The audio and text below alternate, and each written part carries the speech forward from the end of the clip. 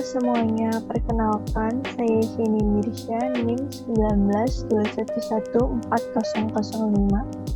Saya program studi akuntansi dari Fakultas Ekonomi Universitas Sanata Dharma. Hari ini saya akan membahas mengenai perekonomian di Indonesia. Video ini saya buat untuk memenuhi ujian tengah semester dari mata kuliah perekonomian Indonesia. Dalam video kali ini ada beberapa topik yang akan kami bahas bersama-sama. Yang pertama mengenai pertumbuhan ekonomi, yang kedua mengenai stabilitas ekonomi, yang ketiga mengenai ketenaga kerjaan, dan yang keempat mengenai neraca pembayaran. Pertama, kita mulai terlebih dahulu dengan pertumbuhan ekonomi yang ada di Indonesia. Pengertian dari pertumbuhan ekonomi menurut para ahli, yang pertama menurut Adam Smith. Menurut Adam Smith, pertumbuhan ekonomi adalah suatu perubahan tingkat ekonomi yang dialami suatu negara yang bergantung pada adanya perkembangan jumlah penduduk. Sedangkan menurut Profesor Simon Kuznets, pertumbuhan ekonomi merupakan kenaikan yang terjadi dalam jangka panjang terhadap kemampuan negara untuk menyediakan komoditas ekonominya pada masyarakat yang diiringi dengan adanya perkembangan teknologi serta penyesuaian negara terkait. Jadi dari beberapa pengertian ini dapat saya simpulkan bahwa pertumbuhan ekonomi merupakan ukuran kinerja ekonomi makro dari suatu negara untuk melihat kesejahteraan rakyatnya.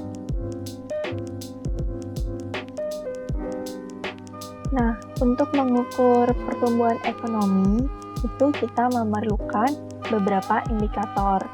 Indikator yang pertama, persentase dari pertumbuhan total PDB. PDB itu produk domestik bruto atau bahasa Inggrisnya gross domestic product. PDB adalah nilai pasar atas barang dan jasa yang diproduksi suatu negara dalam periode tertentu.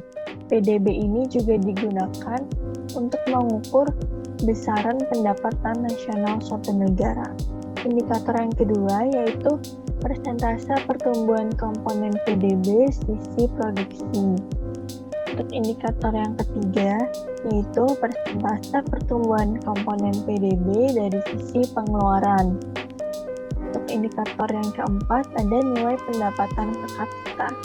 Dan indikator yang terakhir adalah proporsi kontribusi pertumbuhan ekonomi spasial.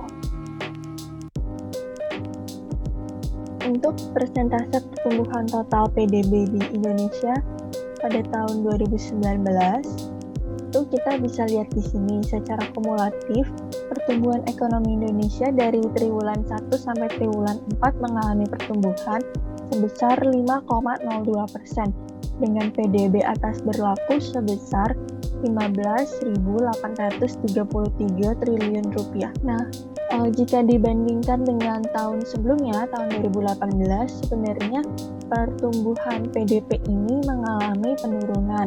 Karena di tahun 2018, PDB-nya mencapai 5,17%. Penurunan ini disebabkan karena adanya pelambatan ekonomi secara global. Sedangkan di tahun 2020, PDB di Indonesia mengalami penurunan lagi yang jauh lebih drastis. Penurunannya di sini hingga menyentuh angka minus 2,07% dan PDB atas dasar berlakunya sebesar 15.434 triliun rupiah. Penurunan ini terjadi karena adanya pandemi COVID-19 yang terjadi pada triwulan pertama tahun 2020. Berikutnya, indikator yang kedua adalah persentase pertumbuhan komponen PDB sisi produksi. Nah, jika kita bandingkan, yang pertama di tahun 2019, Dari sisi produksi, perekonomian Indonesia tahun 2019 mengalami pertumbuhan tertinggi pada lapangan usaha jasa lainnya. Yaitu kita bisa lihat di gambar ini, sebesar 7%. Kemudian yang diikuti oleh sisi lapangan usaha sektor konstruksi sebesar 5,7%. Sedangkan di tahun 2020, komponen PDB sisi produksi mengalami kontraksi sebesar 15,04% pada lapangan usaha transportasi dan pergudangan. Nah, kemudian pada tahun 2020, komponen PDB sisi produksinya mengalami cukup banyak konstruksi. Contohnya di lapangan usaha bidang perkembangan dan penggalian itu konstruksinya hingga 1,95%.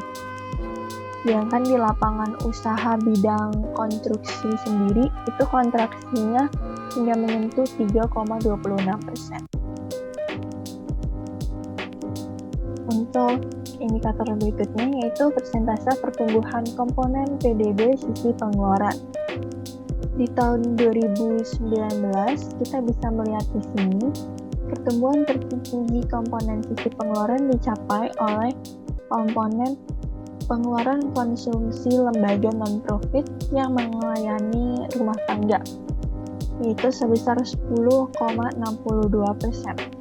Kemudian diikuti oleh kontraksi pada kegiatan ekspor sebesar 0,57% dan kegiatan impor sebesar 7,7%. Kemudian di tahun 2020, pertumbuhan PDB sisi pengeluarannya itu untuk yang tertinggi dicapai oleh komponen konsumsi pemerintah, yaitu sebesar 1,94%. Sedangkan untuk kegiatan ekspor dan impor sendiri juga mengalami konstruksi untuk ekspor juga sedangkan untuk kegiatan ekspor dan impor sendiri mengalami kontraksi. Untuk kegiatan ekspor kontraksinya sebesar 7,7%. Kemudian untuk kegiatan impor kontraksinya 2 kali lipat dari kegiatan ekspor yaitu sebesar 14,7%. Selanjutnya ada pendapatan per kapita. Pada tahun 2019, PDB per kapita Indonesia mencapai jumlah 59,1 juta rupiah atau setara dengan 4.174 US dollar. Kemudian untuk tahun 2020, pendapatan per kapitanya mencapai 56,9 juta rupiah. Ini juga setara dengan 3.911 US dollar. Kita bisa lihat dari kedua gambar ini, di tahun 2020 mengalami penurunan pada PDB per kapitanya. Berikutnya ada proporsi kontribusi pertumbuhan ekonomi spasial. Ini di tahun 2019.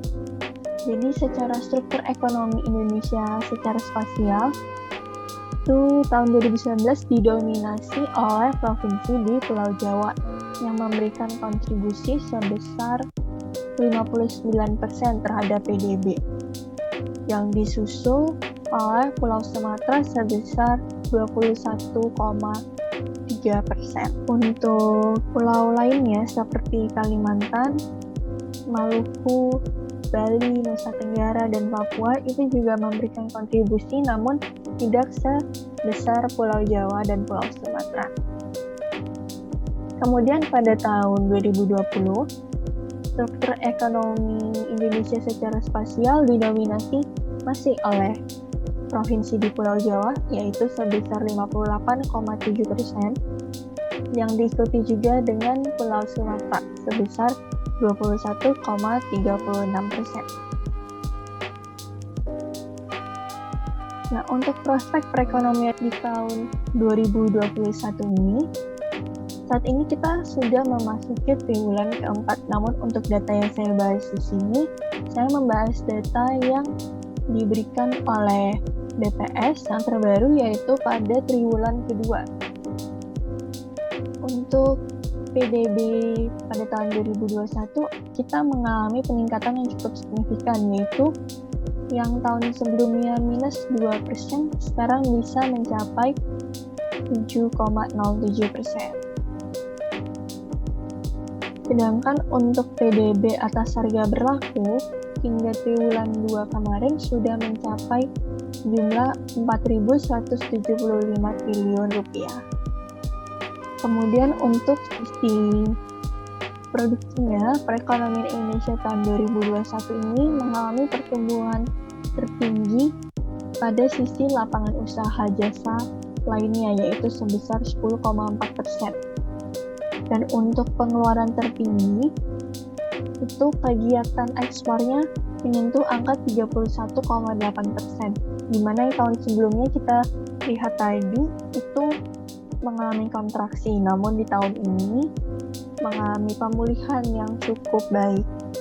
Dan untuk kegiatan impornya juga tidak terlalu beda dengan kegiatan ekspor, yaitu sebesar 31,2%.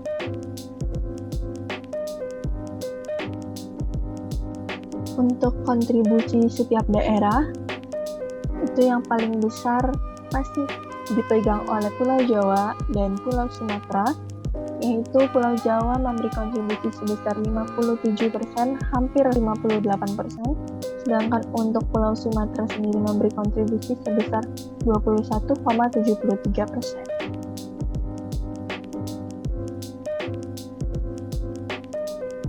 Nah, untuk topik berikutnya kita akan membahas mengenai stabilitas perekonomian. Sebelumnya, untuk pengertiannya sendiri, apabila kondisi ekonomi suatu negara itu bisa diprediksi, maka negara tersebut memiliki stabilitas ekonomi yang baik. Namun, jika kondisi perekonomian suatu negara tidak bisa diprediksi, itu artinya negara tersebut kondisi ekonominya tidak stabil atau ketidakstabilan ekonomi suatu negara. Stabilitas ekonomi ini juga bisa menjadi salah satu cara untuk mencapai salah satu tujuan negara, yaitu meningkatkan kesejahteraan rakyat. Untuk mengukurnya sendiri, kita bisa mengukur stabilitas ekonomi secara parsial dan secara komposit. Kalau kita melakukannya secara parsial, berarti kita hanya menggunakan satu variabel saja untuk diperiksa. Sedangkan jika kita mengukur secara komposit, berarti kita menggunakan dua variabel atau lebih untuk diperiksa.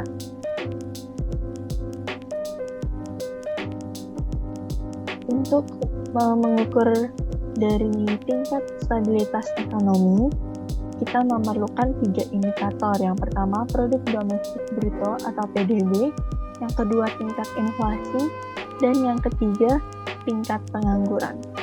Pertama, kita akan bahas mengenai PDB terlebih dahulu. Walaupun sebelumnya sudah dijelaskan, tapi akan kita ulik ulang secara singkat.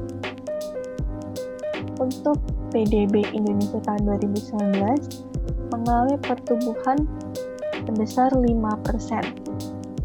dengan pendapatan per kapitanya yaitu 59,6 juta rupiah atau setara dengan 4.174 US dollar. Kemudian di tahun 2020 seperti yang kita tahu mengalami kontraksi sebesar 2,07%, dengan pendapatan per kapitanya 56,9 juta rupiah atau setara 3.911 US dollar. Nah, apabila dalam grafik pertumbuhan Indonesia ini terlihat ada peningkatan dan prediksi untuk tahun berikutnya itu sesuai dengan realita yang terjadi, artinya kondisi perekonomian makro Indonesia dikatakan stabil atau bisa dibilang juga stabilitas ekonomi di Indonesia itu baik. Namun jika prediksi yang dibuat untuk tahun berikutnya ternyata tidak sesuai dengan realitanya, itu artinya negara Indonesia stabilitas ekonominya masih kurang. Kemudian pada indikator berikutnya, ada tingkat inflasi. Menurut Badan Pusat Statistik atau BPS, inflasi merupakan kecenderungan naiknya harga barang dan jasa yang pada umumnya berlangsung secara terus-menerus. Atau inflasi juga bisa diartikan sebagai penurunan nilai uang terhadap nilai barang dan jasa secara umum. Di tahun 2019, Indonesia mengalami inflasi sebesar 2,7%.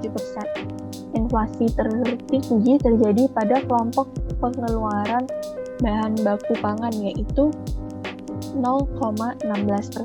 Sedangkan untuk inflasi terendah itu kita ada di pengeluaran sandang dan pendidikan, yaitu 0% atau tidak ada inflasi sama sekali. Kemudian, untuk inflasi di tahun 2020. Tahun 2020 ini Indonesia mengalami inflasi sebesar 1,68%. Walaupun saat pertengahan tahun sempat kita mengalami penurunan hingga 0,1%, namun di bulan Oktober kembali meningkat menjadi 0,07%, kemudian bulan berikutnya meningkat akhirnya total inflasinya sebesar 1,68%. Untuk inflasi terbesar di tahun 2020 terjadi pada kelompok pengeluaran makanan, minuman, dan tembakau, yaitu sebesar 0,38%. Kemudian untuk tingkat inflasi terendah di tahun ini terjadi pada pengeluaran dari perawatan pribadi atau jasa lainnya, yaitu sebesar 0,02%.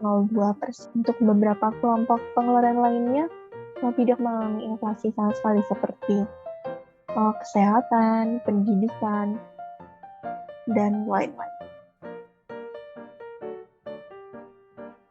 Kemudian untuk tahun ini, tahun 2021, menurut laporan dari BPS pada bulan April kemarin, inflasi yang dialami dari bulan Januari hingga Maret 2021 ini mencapai angka 0,44%.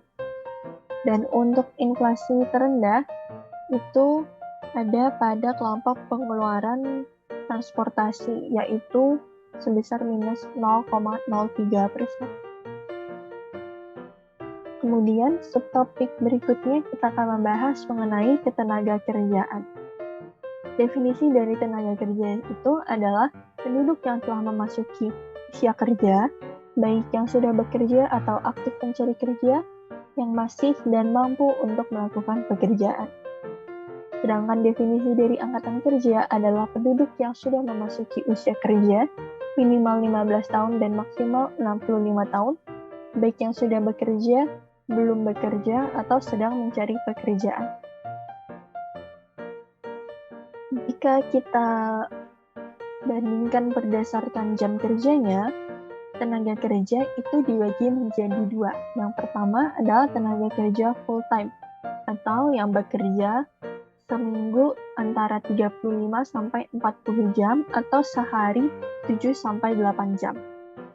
Untuk yang kedua ada part-time, yaitu orang yang bekerja kurang dari 35 jam seminggu. Keadaan tenaga kerja di Indonesia tahun 2019, kita bisa melihat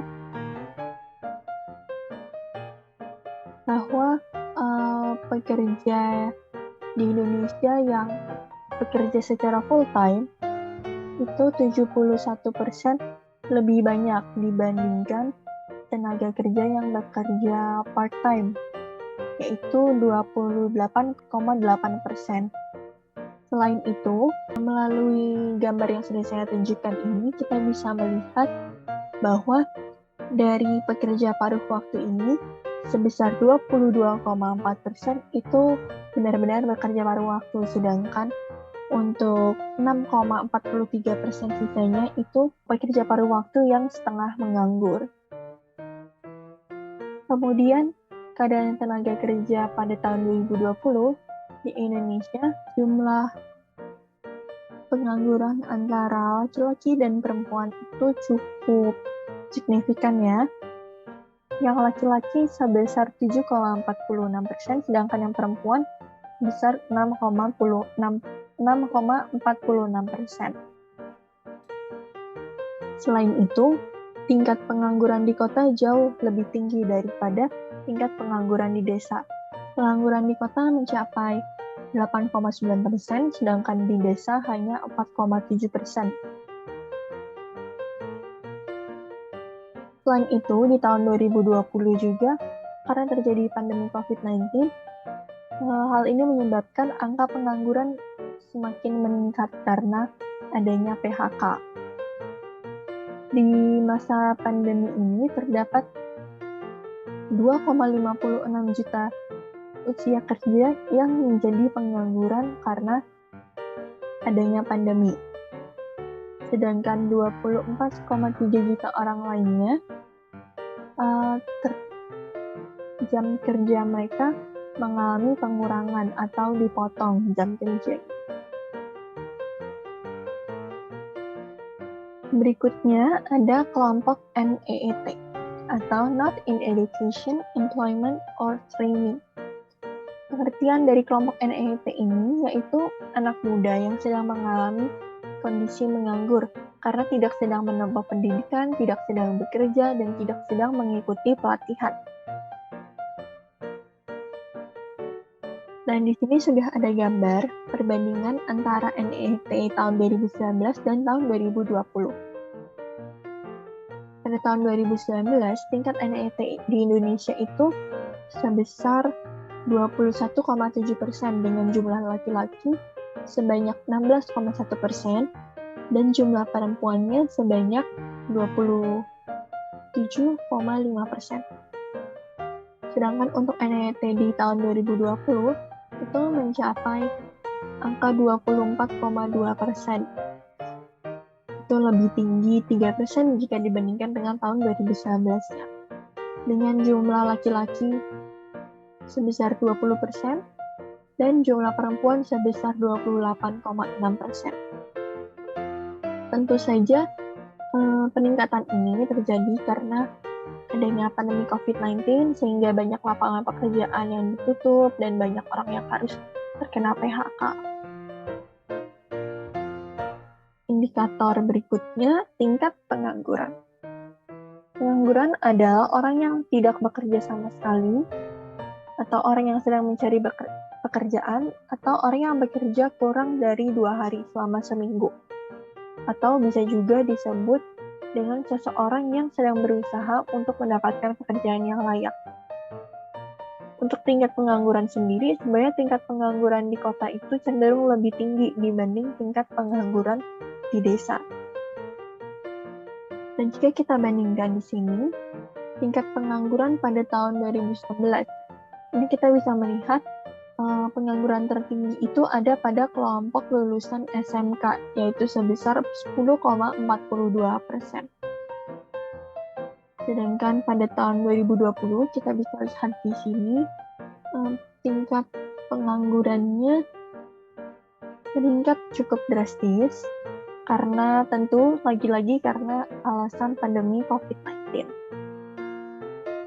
Di sini kita bisa melihat pada awal tahun, pada bulan Februari, itu tingkat penganggurannya sebesar 6,8%, namun pertengahan tahun, di bulan Agustus, itu menjadi 9,7%. Sedangkan di tahun 2021, penganggurannya sendiri itu di awal tahun terjadi pengurangan yang cukup signifikan, yaitu menjadi 6,26%. Yang dimana tahun sebelumnya 7,07%, tahun 2021 6,26%. Atau bisa dibilang juga terdapat penurunan sebanyak 1 juta orang lebih. Namun untuk tingkat pengangguran sendiri masih tetap didominasi oleh daerah perkotaan dan para laki-laki. Nah, untuk topik selanjutnya ada neraca pembayaran. Neraca pembayaran merupakan catatan sistematis yang berisi transaksi ekonomi internasional antara negara yang satu dengan negara yang lain yang dilakukan dalam periode tertentu. pada tahun 2020, kita bisa melihat data dari Bank Sentral Republik Indonesia atau Bank Indonesia yang melaporkan bahwa neraca pembayaran di Indonesia mengalami surplus sebanyak 2,6 miliar US dollar atau setara dengan 36,4 triliun rupiah. Walaupun surplusnya tidak sebesar pada tahun 2019, di tahun 2019 itu Indonesia mengalami surplus sebesar 4,7 miliar US dollar. Namun, jika kita melihat kembali dengan kondisi pandemi COVID-19 di tahun 2020, surplus sebesar 2,6 miliar US dollar ini sudah terbilang cukup tinggi karena kondisi pandemi ini. Untuk pencapaian surplus ini diperoleh karena ada penopangan dari dua transaksi, yaitu transaksi berjalan dan transaksi modal dan finansial. Dalam transaksi berjalan ini, peningkatan kegiatan ekspornya dilakukan dengan cukup signifikan dan diiringi juga dengan penekanan kegiatan impor. Karena tahun sebelumnya mengalami defisit sebanyak 30 miliar US dollar, di tahun 2020 ini disembuhkan menjadi defisitnya 4,7 miliar atau 0,4 dari PDB negara. Sedangkan untuk transaksi modal dan finansial, kita bisa lihat di gambar yang sudah saya cantumkan ini, cara penopangan dari transaksi modal dan finansial ini dilakukan dengan adanya optimisme dari para investor. Selain optimisme dari para investor, ketidakpastian pasar keuangan global yang tahun sebelumnya cukup gencar, di tahun ini sudah mereda. Kemudian neraca pembayaran tahun 2021. Surplus yang ditunjukkan oleh Indonesia masih cukup besar, yaitu 4,1 miliar US dollar. Hal ini terjadi lagi-lagi karena adanya topangan dari transaksi berjalan dan transaksi modal dan finansial. Dalam transaksi berjalan, kinerja ekspor dan impor sudah diperbaiki supaya bisa berjalan lebih baik, dan untuk kegiatan impor sendiri itu sudah mulai baik dilakukan, sehingga mengalami sedikit defisit pada neraca jasa karena adanya peningkatan jasa freight. Nah, dalam transaksi modal dan finansial, itu kita bisa melihat di sini terjadi peningkatan aliran masuk modal asing ke pasar saham Indonesia. Nah, sekian informasi yang dapat saya sampaikan untuk video hari ini. Informasi ini semuanya saya peroleh dari website yang sudah saya cantumkan di sini. Ada website dari Kementerian Keuangan, website dari BPS, website dari Dinas Tenaga Kerja, website dari Kementerian Tenaga Kerja, dan ada website dari Bank Indonesia juga, dan masih ada sumber lainnya yang saya peroleh. Sekian presentasi yang saya sampaikan. Saya mohon maaf apabila terdapat salah informasi atau salah pengucapan atau salah tutur kata. Kiranya semua informasi yang saya sampaikan ini bisa berguna untuk menambah wawasan dari teman-teman semua.